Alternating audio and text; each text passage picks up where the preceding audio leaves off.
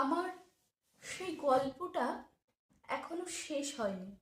শোনো, পাহাড়টা আগেই বলেছি ভালোবেসেছিল মেঘকে। আর মেঘ কিভাবে শুকনো খটখটে পাহাড়টিকে বানিয়ে তুলেছিল 26 বছরের ছোকরা, সে তো আগেই শুনেছ। সেদিন ছিল পাহাড়টার জন্মদিন। পাহাড় মেঘকে বললে, আজ তুমি লাল শাড়ি পরে আসবে। মেঘ পাহাড়কে বললে, আজ তোমাকে স্নান করিয়ে দেব চন্দন জলে। ভালোবাসলে নারীরা হয়ে যায় নরম নদী, পুরুষেরা জ্বলন্ত কাঠ।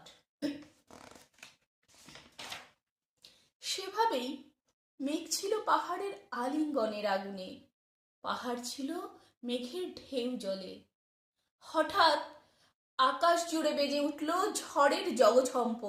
ছাকড়া চুল উড়িয়ে ছিনতাইয়ের ভঙ্গিতে ছুটে এলো এক ঝাঁক হাওয়া। মেঘের আঁচলে টান মেরে বললে, ওঠ ছুরি, তোর বিয়ে। এখনো শেষ হয়নি গল্পটা।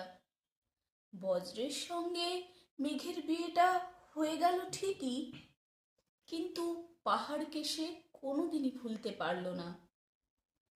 বিশ্বাস না হয় তো চিরে দেখতে পারো পাহাড়টার হাড় পাঁজর। ভিতরে থই থই করছে শত ঝর্ণার জল।